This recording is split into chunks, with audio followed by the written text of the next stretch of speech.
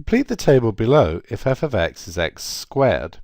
So for the top row we just need to square everything. Negative 4 squared is 16.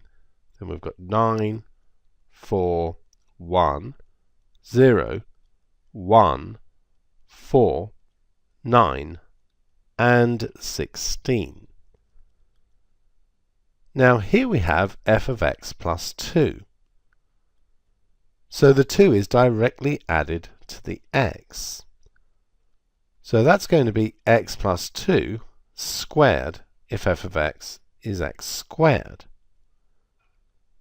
So when we substitute x is negative 4, negative 4 add 2 is negative 2, square that, and we get 4. When x is negative 3, negative 3 add 2 is negative 1, square that, and we get 1. When x is negative 2, negative 2 add 2 is 0, square that, and we get 0.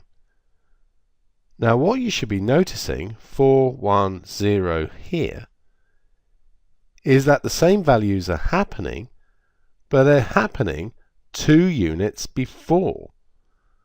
So this should now go 1, 4, 9, 16, 25, and just to show that the thinking is correct, when x is 4, 4 plus 2 is 6, 6 squared is 36.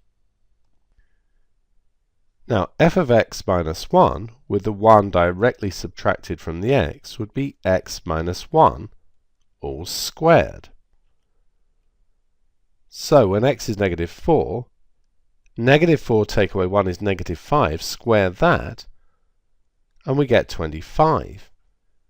For negative 3 take 1 is negative 4, square that, and we get 16. Negative 2 take 1 is negative 3, square that, and we get 9. And then you should be able to see that the same numbers are happening on the top, but they're just happening 1 unit to the right. So this is going to be 4, 1, 0, 1, 4, and just to show that we're thinking correctly, 4 take away 1 is 3, 3 squared is 9.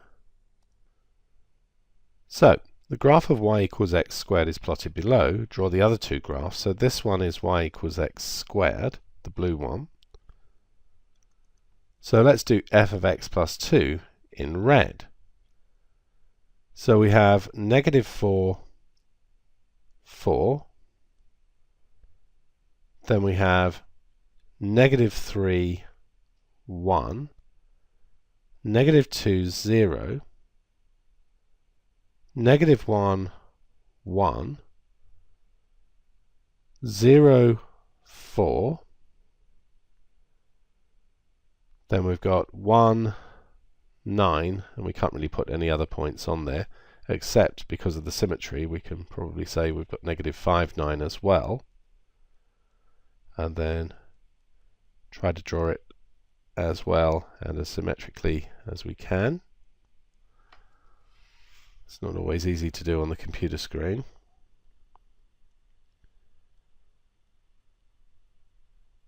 And so that one looks like that. So this one, as we discussed, was y equals x plus 2 all squared. Now let's do the bottom one. And the first point we can actually plot is the negative 2, 9, which is just here. And then we've got negative 1, 4, and 0, 1, and then 1, 0, and then 2, 1,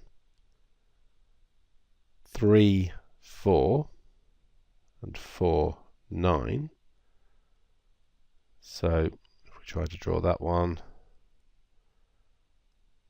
it's going to look like this. We can see that all of these are exactly the same shape. So the other two are the same shape as the y equals x squared. And this one, of course, is y equals x minus 1 all squared. What do we notice about the transformation from y equals x squared to y equals x plus 2 all squared? Well, it's exactly the same curve, but it's just moved 2 units to the left.